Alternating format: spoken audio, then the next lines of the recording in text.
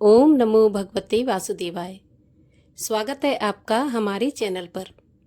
आज के इस वीडियो में हम आपको बताएंगे ज्येष्ठ मास के शुक्ल पक्ष की एकादशी निर्जला एकादशी का व्रत किस दिन रखा जाएगा, किस प्रकार से निर्जला एकादशी का व्रत कर सकते हैं, पानी पी सकते हैं या नहीं पी सकते, पीना है तो कितना और कब पीना है, इसके साथ ही एकादशी तिथि कब आरंभ होगी, कब समाप्त होगी, पारण किस दिन किया जाएगा, सभी के बारे में आज के इस वीडियो में जानने वाले हैं। वीडियो बहुत ही महत्वपूर्ण होने वाला है।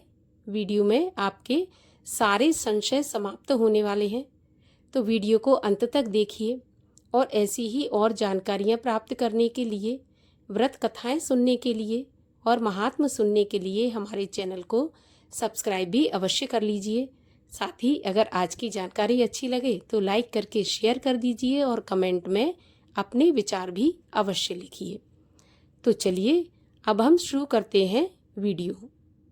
तो देखिए, हम सभी जानते हैं एकादशी का व्रत सर्वश्रेष्ठ व्रत बताया जाता है। सभी व्रतों का राजा है एकादशी का व्रत। क्यों? क्योंकि देखिए, इस संसार में जो भी हमें सुख है, संपदा है, वो हमें अन्य किसी व्रत से भी प्राप्त हो सकती है, परंतु मोक्ष प्राप्त नहीं हो सकता। एकमात्र एकादशी ही ऐसा व्रत है जिससे हमें इस लोक में सारे सुख भोगने के बाद अंत में विष्णु लोक या मोक्ष की प्राप्ति हो सकती है। इसीलिए एकादशी व्रत सभी को अवश्य करना चाहिए। अब ज्येष्ठ मास की एकादशी में ऐसा क्या खास है जो कि सबसे कठिन बताई जाती है और सबसे उत्तम बताई जाती है? तो ज्येष्ठ मास की जो एकादशी है वो होती है निर्जला एकादशी। एकादशी का व्रत जो हम करते हैं उसमें हम फलाहार ले लेते हैं, जूस दूध सब लेते हैं, लेकिन निर्जला एकादशी में हम जल का भी सेवन नहीं करते, अर्थात बिल्कुल निराहार निर्जला रहना होता है हमें पारण तक। इसलिए ये व्रत और ज़्यादा कठिन, महत्वपूर्ण और सबसे ज़्यादा फलदायक है निर्जला एकादशी का व्रत। अब सबसे ज़्यादा फलदायक इसलिए है क्योंकि जो मनुष्य 26 एकादशी का व्रत नहीं कर सकते, जैसे 26 12 महीने की 24 एकादशी, और इसके अलावा जो पुरुषोत्तम मास होता है उसकी 2 एकादशी, इनको मिलाकर 26 एकादशी का व्रत नहीं कर सकता, उसको यदि वो एक निर्जला एकादशी का व्रत कर ले तो 26 एकादशी के व्रत का फल मिलता है। इसीलिए ये एकादशी और ज़्यादा श्रेष्ठ बन गई है। अब निर्जला व्रत रखना इतना आसान नहीं होता है। ज्येष्ठ का महीना है, भयंकर गर्मी का महीना है, इसमें निर्जला व्रत रखना बिल्कुल भी आसान नहीं होता है।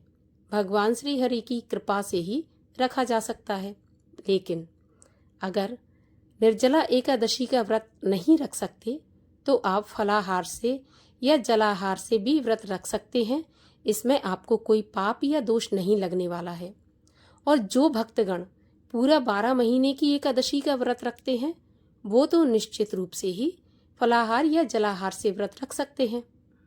अच्छा, अगर आपकी ऐसी इच्छा है कि आपको निर्जला ही रखना है तो फिर आप संकल्प लेकर भी इसको रख सकते हैं। संकल्प कैसा?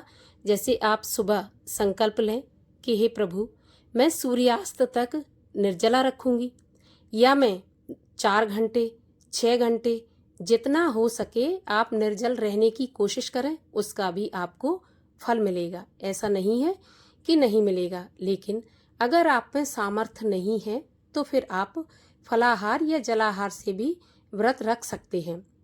तो इसमें कोई भी संशय नहीं है कि आपको जलाहार नहीं लेना है, निर्जला ही रखना है।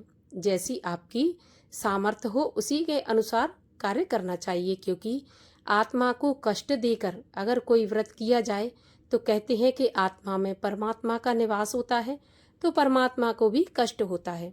तो आप इस प्रकार व्रत रखें कि आपको कष्ट न हो, प्रसन्नता पूर्वक आपका व्रत पूर्ण हो। उसी प्रकार आप ये व्रत रखें। अब अगर पानी पीना है तो कितना पी सकते हैं। तो देखिए शास्त्रों में ये बताया गया है कि अगर निर्जला एकादशी में आप पानी पीना चाहते हैं तो आप पी नहीं सकते।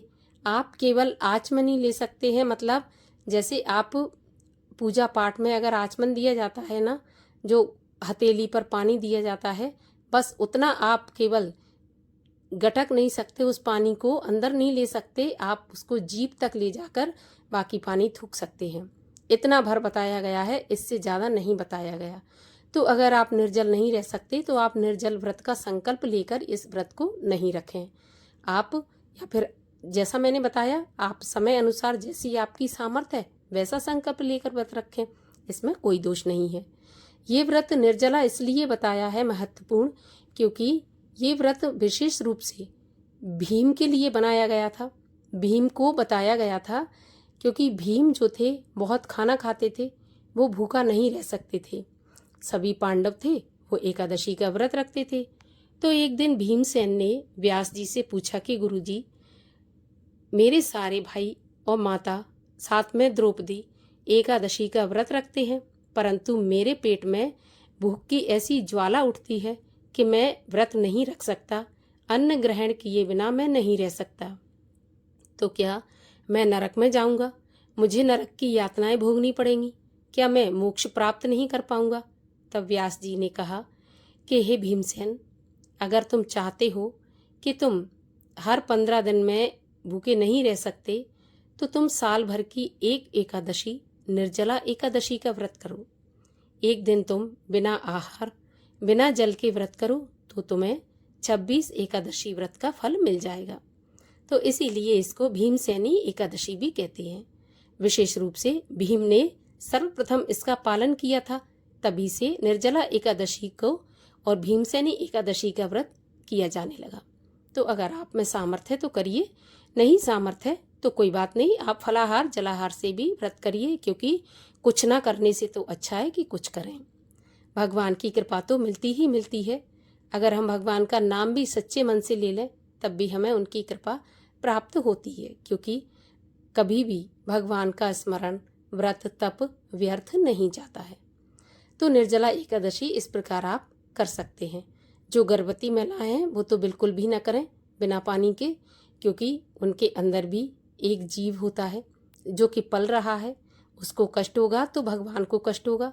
इसीलिए आप बिल्कुल भी ऐसा कोशिश ना करें कि आप निर्जला एकादशी व्रत बिना पानी के करें, ठीक है ना। तो आप पानी पीकर कर सकते हैं। अब आइए आपको बताते हैं, संशय बना हुआ है क्योंकि इस बार निर्जला एकादशी 2 दिन होने वाली है। व्रत किस दिन रखना है?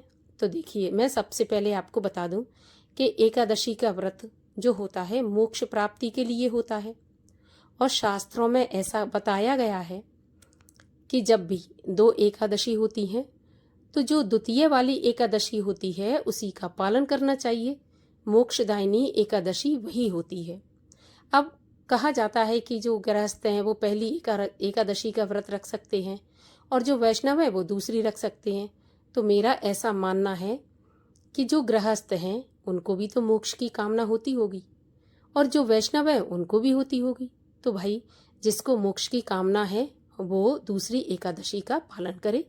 पहली एकादशी को दशमी विद्या माना जाता है, दशमी युक्त माना जाता है, जो कि शास्त्रों में वर्जित बताई गई है, क्योंकि दशमी युक्त जो एकादशी का व्रत हम करते हैं उसका फल राक्षसों को प्राप्त होता है। इसीलिए दशमी युक्त एकादशी का व्रत नहीं करना चाहिए। बाकी आप जिस भी मठ से या मंदिर से जुड़े हैं, आपके गुरु जो हैं, जैसी उनकी आज्ञा हो उस प्रकार से आप इस व्रत का पालन करें। और अब आपको बता देते हैं कि एकादशी का व्रत किस दिन रखना है। देखिए, एकादशी तिथि प्रारंभ होगी 6 जून शनिवार की सुबह 2:15 से और एकादशी तिथि समाप्त होगी 7 जून रविवार की सुबह 4:47 पर। तो एकादशी का व्रत 6 जून और 7 जून दोनों ही दिन किया जाएगा। जो गृहस्थ जन है वो 6 जून को व्रत करेंगे और जो वैष्णव हैं, विधवा माताएं हैं, वो 7 जून को व्रत रखेंगे। लेकिन अगर गृहस्थ भी 7 जून को व्रत रखना चाहते हैं तो बिल्कुल रख सकते हैं, इसमें कोई दोष नहीं है। द्वादशी तिथि का प्रारंभ होगा 7 जून शनिवार की सुबह 4:48 से और तिथि समाप्त होगी 8 जून रविवार की सुबह 7:17 पर। अब जो भक्तगण 6 जून को व्रत रख रहे हैं उनके पारण का समय क्या रहेगा? तो देखिए, 6 जून को जो व्रत रखेंगे उनके पारण का समय बहुत लेट होगा। उनका जो निर्जला व्रत है वो बहुत लंबा हो जाएगा। ऐसा भी माना जाता है कि अगर एकादशी का व्रत 24 घंटे से ज़्यादा का हो रहा है तो ऐसे में दूसरी वाली एकादशी का ही व्रत करना चाहिए, चाहे उस दिन एकादशी 5 मिनट की ही क्यों ना हो। तो जैसा आप समझें वैसा आप व्रत रखें। जो 6 जून को व्रत रखेंगे वो व्रत का पारण करेंगे 7 जून शनिवार के दिन दोपहर में 1:44 से 4:31 तक। और जो भक्तगण 7 जून को व्रत रखने वाले हैं उनके व्रत के पारण का समय रहेगा 8 जून को सुबह 5:23 से 7:17 तक। इसी बीच में आप अपने व्रत का पारण करें, दान दक्षिणा निकालें और ब्राह्मण भोजन करा सकें तो ब्राह्मण भोजन कराएं, नहीं तो सीधा निकाल दें। इसके बाद अपने व्रत का पारण करें, तभी ये व्रत आपका पूर्ण माना जाएगा। इसी के साथ अगर जानकारी अच्छी लगी हो तो लाइक शेयर करके चैनल को सब्सक्राइब कर लीजिए। साथ ही कमेंट में अपने विचार लिखना बिल्कुल ना भूलें।